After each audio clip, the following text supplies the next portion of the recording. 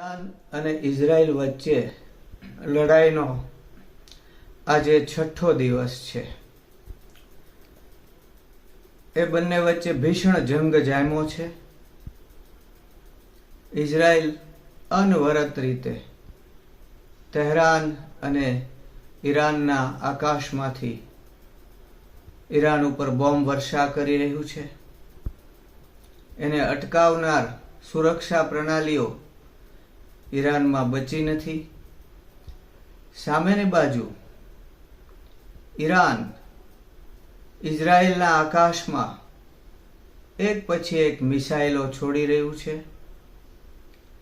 એના મિસાઇલોને અટકાવનાર સુરક્ષા પ્રણાલીઓ પણ મોટે ભાગે નાશ પામી છે. થાડ, પેટ્રિયટ અને આયર્ન ડોમ્સને બહુ નુકસાન થયું છે. થોડી ઘણી બચી છે, પણ એ ઈરાનના મિસાઇલોને રોકી શકે એમ નથી.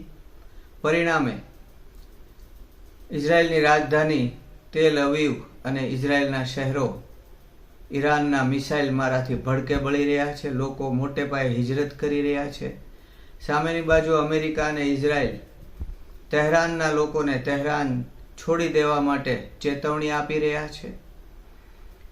અમેરિકા ઈરાનને શરણે આવવા માટે અપીલ કરી રહ્યું છે, તો ઈરાન કહી રહ્યું છે કે અમેરિકાના હાથ ગુનાઓથી ખરડાયેલા છે, અમે હરગીજ શરણે નહીં આવીએ અને યહૂદી એવા ઇઝરાયલને દંડ આપશું. અમે નવો સૈન્ય મોરચો ખોલવાના છીએ અને અમારી જે મિસાઇલો છે એ મિસાઇલોને ઇઝરાયલ સુધી જવામાં તો વધારે અંતર તય કરવું પડે છે, પણ અમેરિકાના જે સૈન્ય બેઝો છે અરબ રાષ્ટ્રોમાં એ અમને વધારે નજીક પડે છે.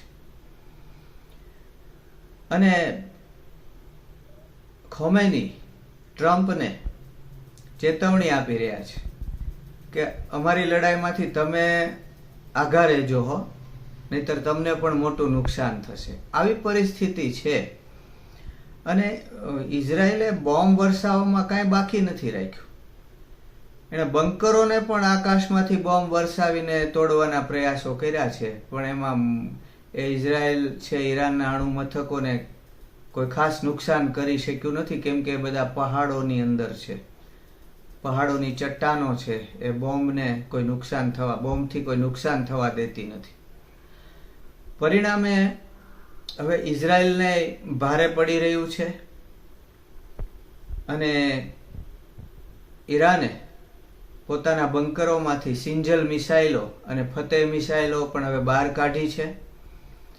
અને ઈરાન કહી રહ્યું છે કે આ તો કાંઈ નહોતું, હવે જે અમે કરવાના છીએ તમે જોજો.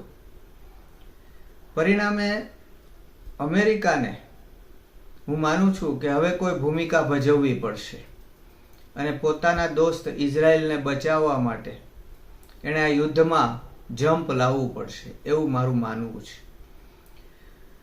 હું એમ માનું છું કે થોડા જ સમયમાં ઈરાન છે એ અમેરિકાના સૈન્ય બેઝો ઉપર હુમલો કરશે. એણે ધમકી તો આપી જ દીધી છે અમેરિકાને કે તમારા 50,000 સૈનિકો જે છે અરબના જુદા જુદા રાષ્ટ્રોમાં, એને માટે કફન તૈયાર રાખજો. એ અમને બહુ નજીક પડે છે ઇઝરાયલ કરતાં પણ.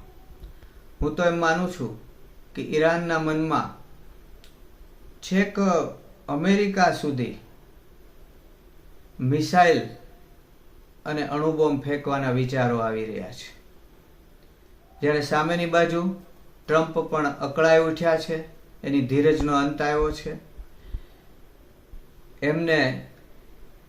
એમની સિંહ લગ્નની કુંડળી છે, એમાં જન્મનો મંગળ છે, બહુ ઉગ્ર ગ્રહ છે, અને એમાં સાથે અત્યારે મંગળ કેતુ છે જુલાઈ સુધી, 28 જુલાઈ સુધી. તો આ મંગળ કેતુનો અંગારક યોગ એમની ખોપરીમાં ચાલી રહ્યો છે. એમના મગજમાં પણ કંઈક મોટું કરવાના અને ઈરાન ઉપર અણુબોમ્બ ફોડવાના વિચારો આવી રહ્યા છે. હું સ્પષ્ટપણે વાંચી શકું છું. ઈરાનનું જે ફોર્દો અણુ મથક છે એની કાંકરી પણ ઇઝરાયલ ખેરવી શક્યું નથી. અને એ અમેરિકાના B-2 વિમાનની મદદ વિના આ અણુ મથક કે બીજા અણુ મથકો તૂટે એમ નથી, ધ્વસ્ત થાય એમ નથી. મારું એમ માનવું છે કે થોડા જ દિવસોમાં આ યુદ્ધ કરવટ લેશે. ઈરાન છે એ ઇઝરાયલને ઘણું બધું નુકસાન પહોંચાડશે, ઇઝરાયલ પણ ઈરાનને નુકસાન પહોંચાડી રહ્યું છે. બંને બાજુ ભારે તબાહી થશે અને અમેરિકા પણ આ યુદ્ધની અંદર કોઈ મોટી ભૂમિકા ભજવવા માટે કૂદી પડશે.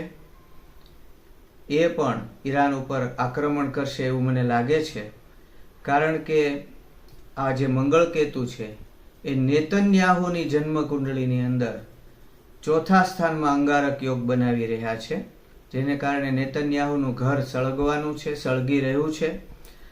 જ્યારે ખોમેનીને માથે પણ મોત ભમે છે. અમેરિકાના મારાઓ, ઇઝરાયલના મારાઓ, મોસાદના મારાઓ ખોમેનીનું સ્થાન શોધી કાઢી અને એને ગમે ત્યારે યમલોકમાં પહોંચાડવા માટે ઉતાવળા થઈ રહ્યા છે. ખોમેનીને 9મા સ્થાનમાં, એમની કુંડળીમાં 9મા સ્થાનમાં અંગારક યોગ છે અને હાલ પણ એમની કુંડળીની અંદર મારક સ્થાનમાં, બીજા સ્થાનમાં અંગારક યોગ ચાલી રહ્યો છે. તો એમને માથે પણ જોખમ છે. આ જે યુદ્ધ છે એ હું માનું છું કે વિશ્વને અણુયુદ્ધ તરફ અને વિશ્વયુદ્ધ તરફ લઈ જશે.